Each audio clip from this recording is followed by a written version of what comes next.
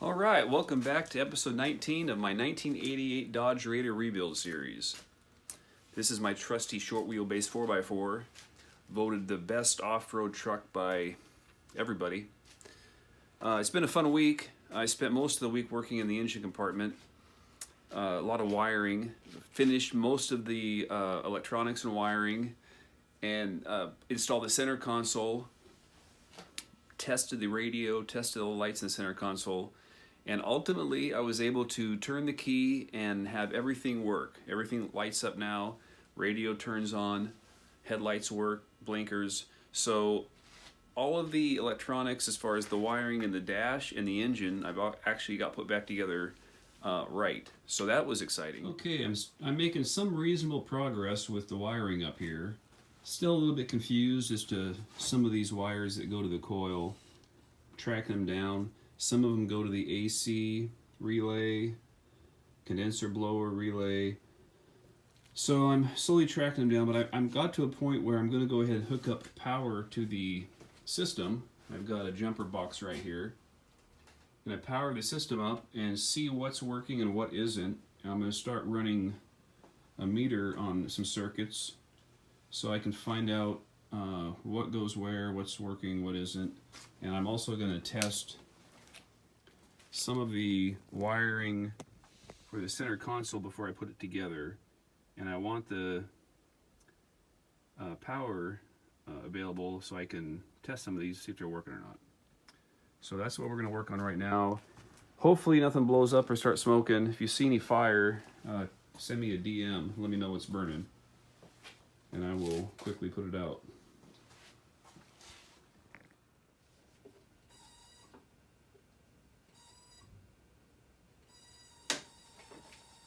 Alright, well, we're getting a buzzer from the key being in the ignition.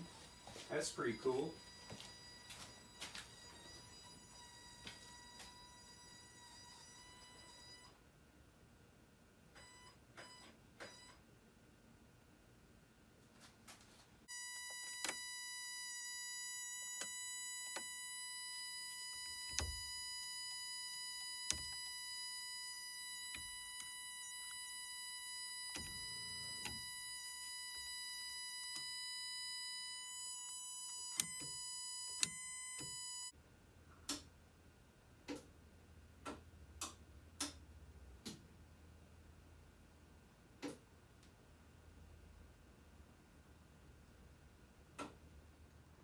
So I'm reading the schematics for the circuit diagram here, and I'm just testing the wires. For example, this tack wire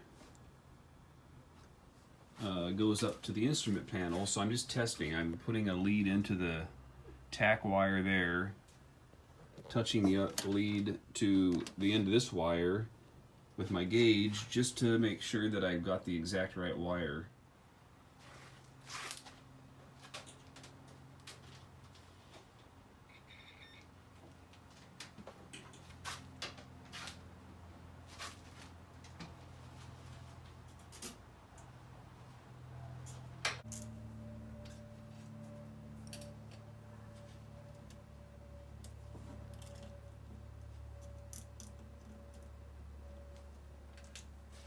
So all these wires are color-coded, and the book has the color codes and what they mean, where they go. So this is a white and blue with the red hashes. You can just follow that up to the instrument panel, you know it's the same wire, and then you just test to make sure. The only time you have to be considerate is if somebody's gone in here and hacked up wires and changed things around. There's a few of these that they clipped them off and put a new wire, and so you have to go back to the original source to find the color code.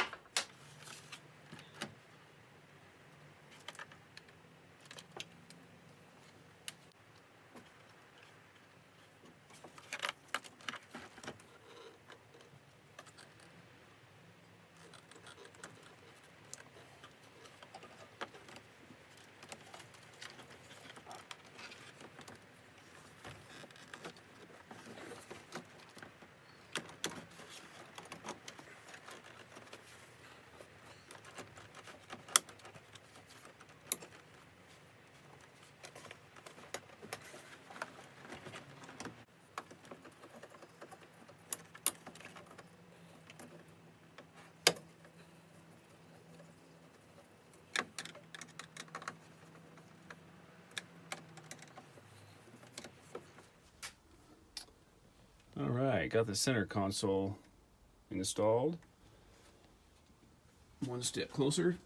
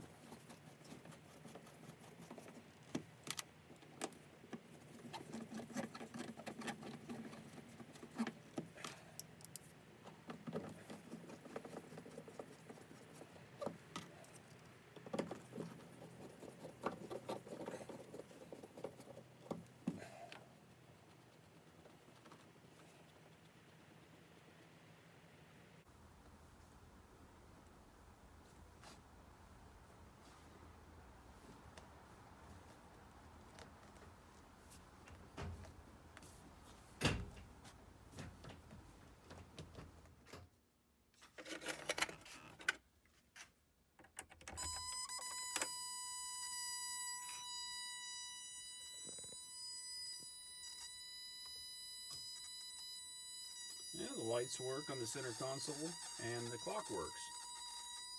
Let's see if the radio works.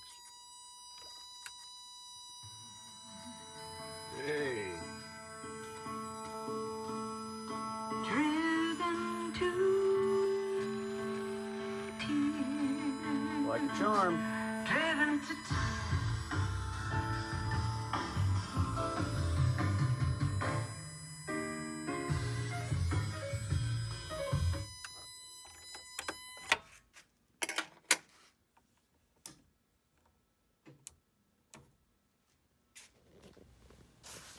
Okay, I'm just taking my time going through the wiring harness, working on the air conditioner circuit right now.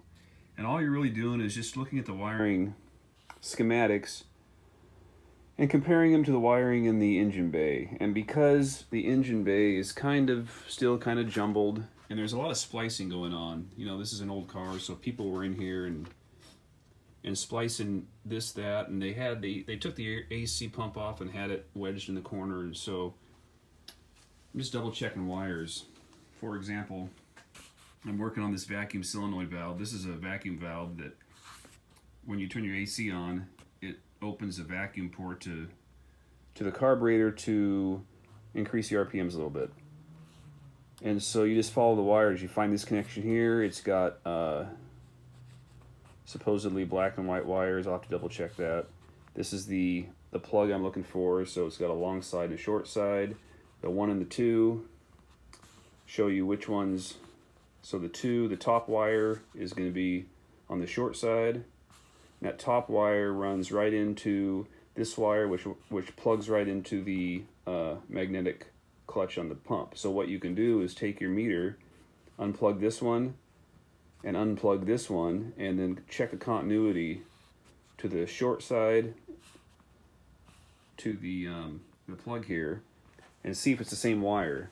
So I was having a little bit of issue determining which wire gets plugged into this vacuum solenoid right here. So I know that the schematic showed that the wire that's plugged into the pump is supposed to be connected to the short side right there. So I found a plug that is of the same dimensions, and I just tested the continuity from the short side right here to the wire that's plugged into the pump, and sure enough, it beeps when you test it. So I know that this one must get plugged in right there. I just have to route it kind of where it's supposed to go out of the way. So that's kind of what I'm working on.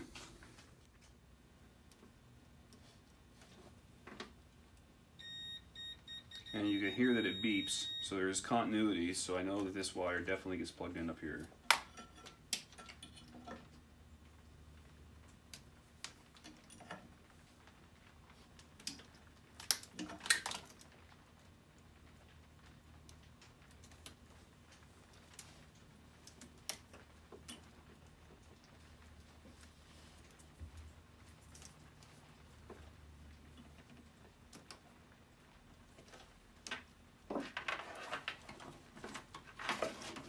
I also busted out the Weber carburetor I bought, replacing the original stock carburetor that's hard to fix, hard to tune, has a whole lot of vacuum lines coming and going out of it. So I spent the week hooking up the Weber and encountered a couple of minor issues. All right, kind of unboxing this Weber carburetor that I bought about 6 months ago for this project. It's been sitting in the office, and I'm finally at the point where I'm going to put it on this week. So I thought I'd break it apart to see exactly what's in here and read the instructions on how to put it on the car. And it actually comes with quite a few more parts than I thought it would. Looks like it has all the brackets for the automatic transmission kickdown and the throttle linkage, as well as plugs and ports for some of the choke and hot water apertures and whatnot.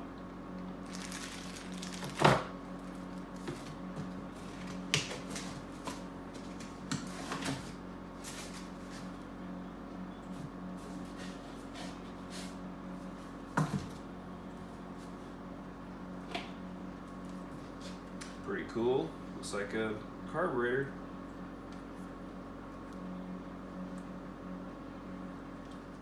Alright, we're going to start putting this carburetor together. I'm at the point where I can put it on the car now. And we're going to see what's all involved. I got the instructions here. We're just going to go through it and put it on the car.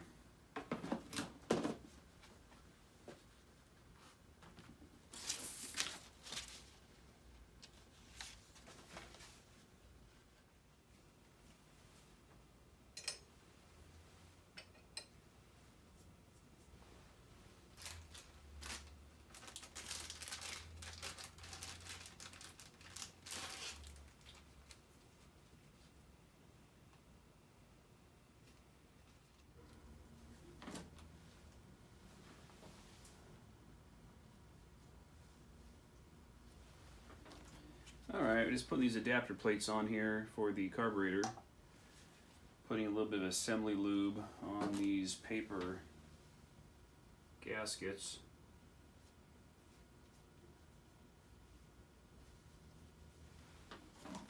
Makes them seal up a little bit nicer and they won't stick together like an RTV would cause.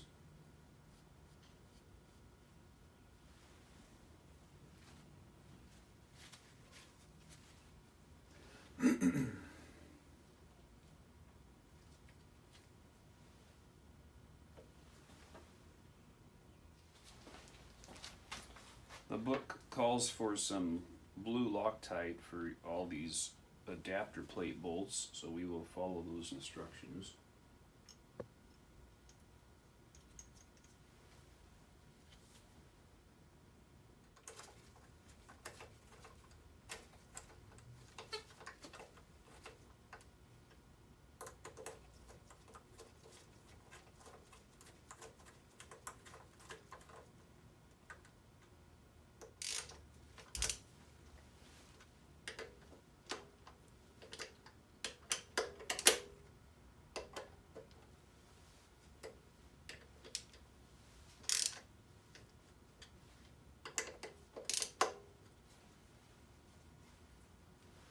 There you go.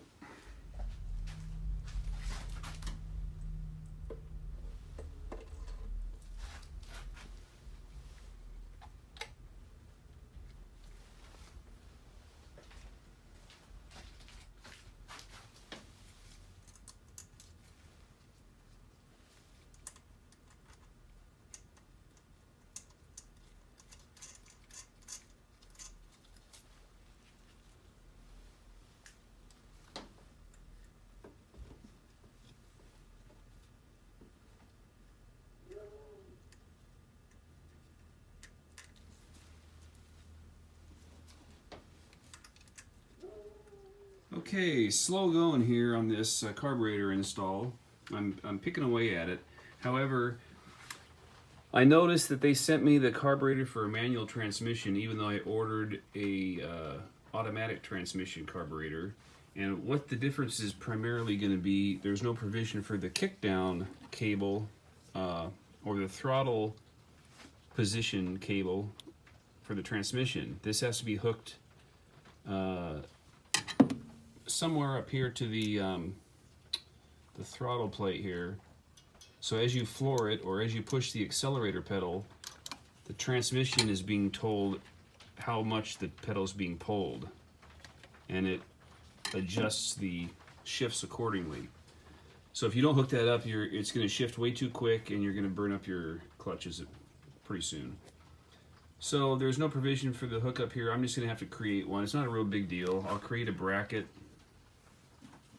This will attach right here, and then I'll go buy a little piece of cable, and I'll attach it here, and we'll make a little bracket right here for it. It'll work fine. So I'll pick away at that, and then I got to figure out how to attach the bracket for the speedometer cable. I'm sorry, accelerator pedal cable. And we'll keep plugging away. There's just 100 little things to hook up. I'm gonna have to switch the fuel inlet nozzle right here to this side, because I'm gonna come out with the fuel. I'm gonna create a metal fuel line instead of the rubber and go right up into there. So yeah, I don't know how much of this I'm going to film, because it's all real tedious, and I don't know if it applies to somebody that's watching a rebuild video. They don't want to get too technical, it gets boring, but I'll show you some of it. Okay, I am ever so slowly working my way through this problem in this carburetor.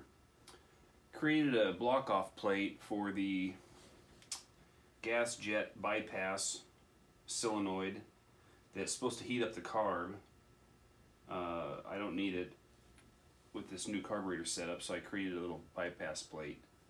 The reason I had to work on that right now is because I need the bypass plate on there so that I can use that bolt to affix the bracket for my transmission passing gear cable.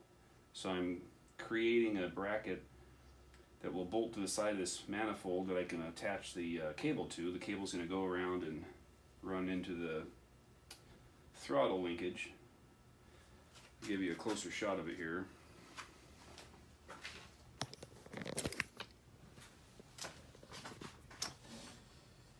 Here's the block-off plate that I will bolt onto there. Once that's bolted on, then I'm working on this bypass, or this passing gear cable.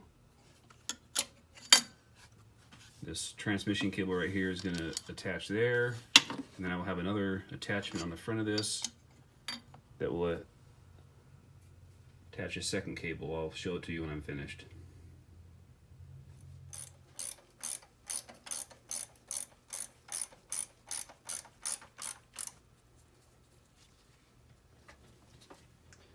Alright, we got the bracket on there.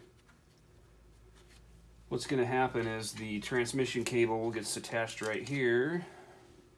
Normally this would go up to the carburetor, but because of where this is positioned, I can't make a U-turn there because this has to be pulled back and forth. So I'm going to keep going with more cable, which will attach right here.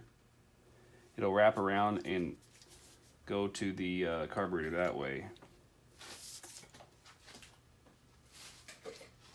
And that will fix my passing gear or throttle control for the transmission.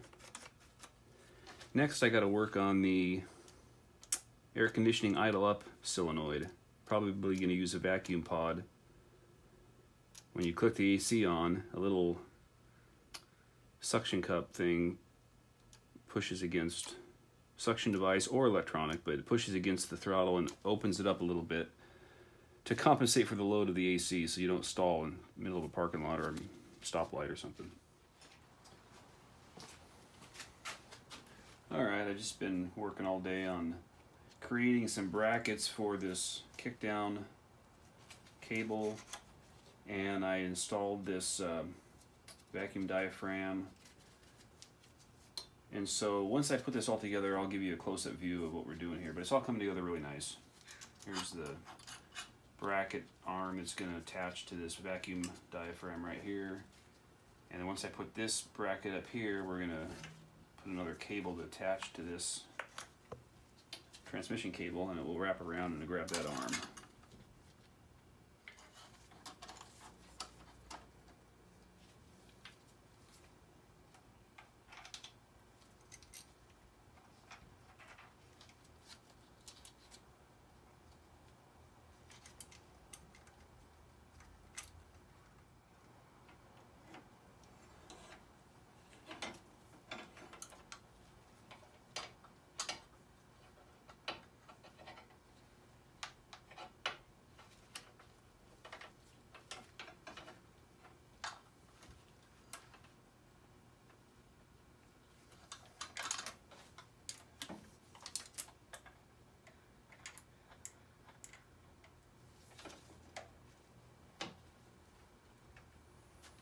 Working on this carburetor, and let me show you what I've come up with. We have a couple of issues with the carburetor. I have an automatic transmission in this car, and this is a carburetor for a manual transmission apparently. There's no attachment for this transmission cable. This is a kickdown cable, a passing gear cable, whatever you want to call it. It's a throttle position cable. When you floor it, or when you're driving, this actuates depending on how far you push the gas pedal down, and it tells the transmission how much gas you're supposed to be getting, so it knows when to shift properly. So I created this bracket right here. I bought some generic cable and routed it around, followed the speedometer cable and attached it right here on a bracket an arm that I bolted on here. So when you floor it, or when you push the accelerator cable, it's pulling that transmission cable. So that's the first thing we accomplished.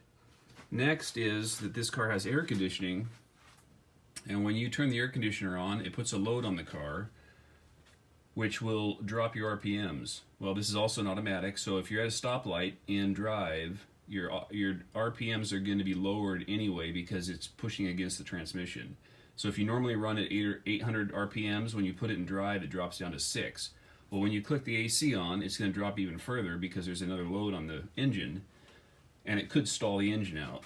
So the Weber book recommends you just increase the RPMs enough to where it won't stall.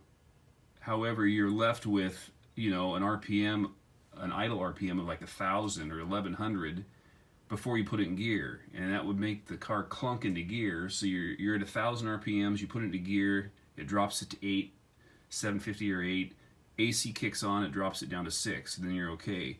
I didn't want to be running around town with such a high idle RPM. So what you're supposed to do is have a mechanism that increases the RPMs when you turn the AC on, whether it's electric or vacuum operated. This car is equipped with a vacuum solenoid for the AC. What this does is it's attached to vacuum manifold and has a solenoid right here, and then this vacuum goes to the carburetor.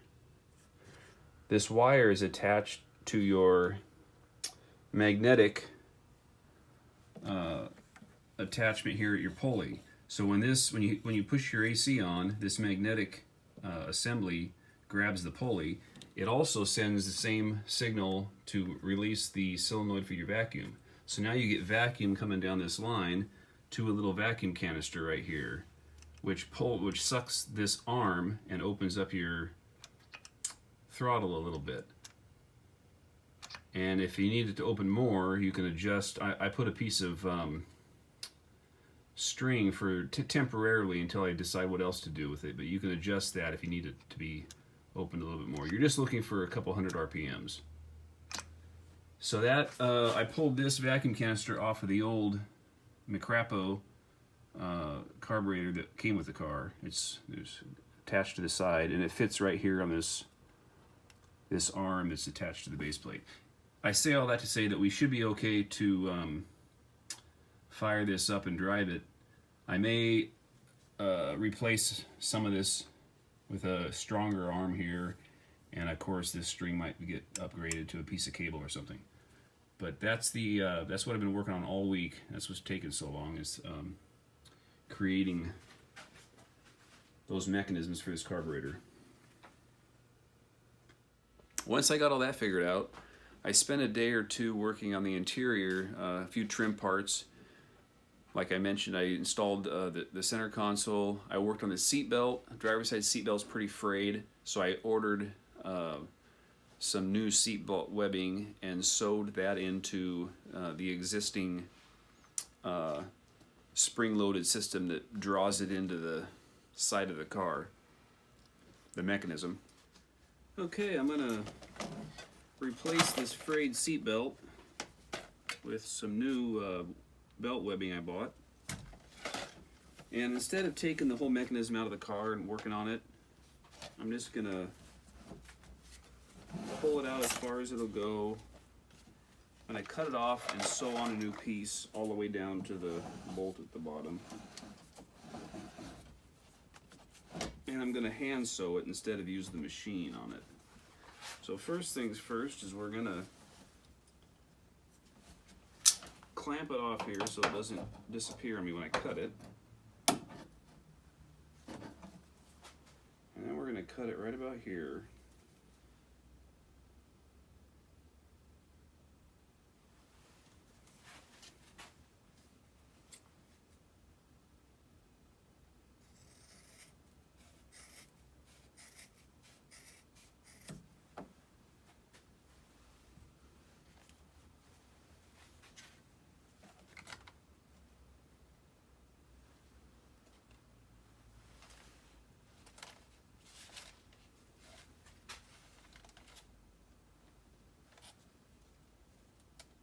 Sew this on.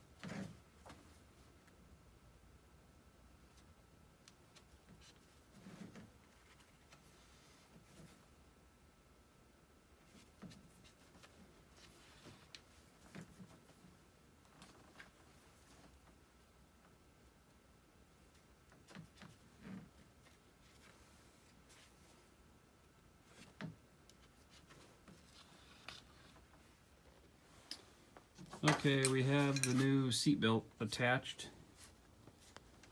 Having a little bit of issue with the seat belt retractor. Works only about halfway, so I don't know. I probably could take it all apart and see why it's not working 100%, but it's working good enough for now. Working on some odds and ends in the interior, that seat belt which I just showed you. I'm also putting some trim parts up. This is the door trim. It wraps around the door. It also grabs the panel, interior panel. I'm going to go ahead and add a little bit of weather stripping cement, probably not all the way along, but just in maybe the corners, just to make sure it doesn't vibrate loose and come undone.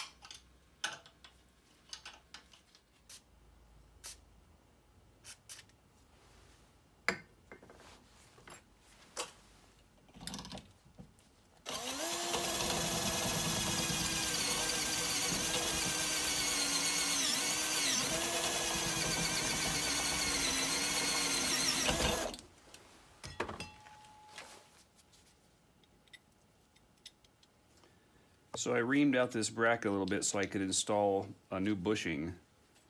This is for the accelerator pedal. It was getting really sloppy loose.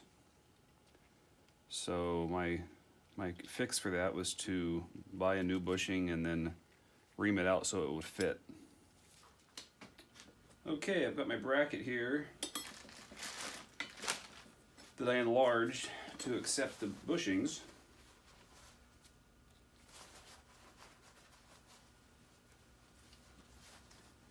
And then I sanded the post down so that the bushings slide on.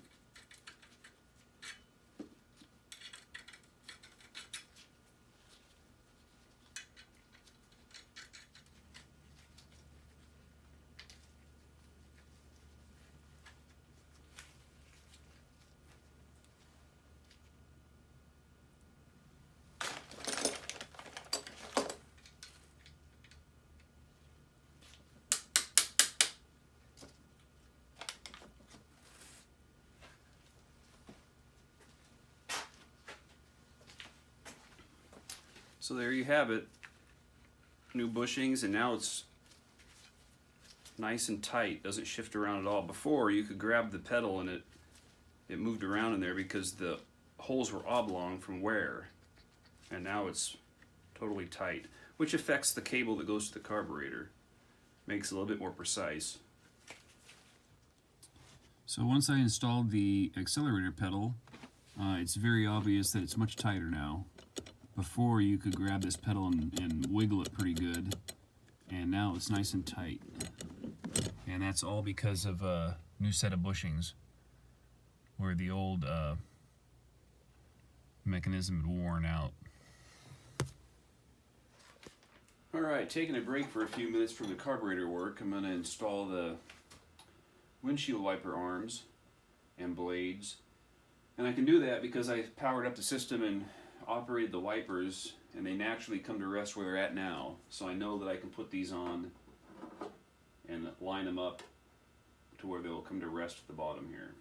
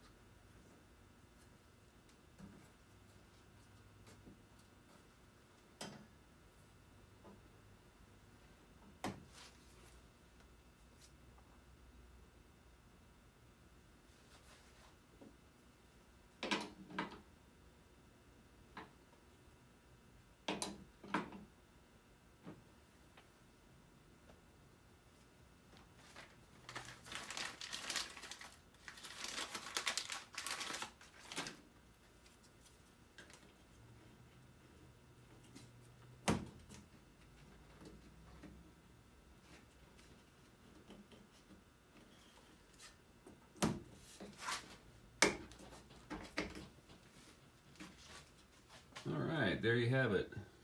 New windshield, wiper, and the rebuilt pivot with the new cover. This keeps the water off everything. Aside from that, I had a handful of parts come in this week.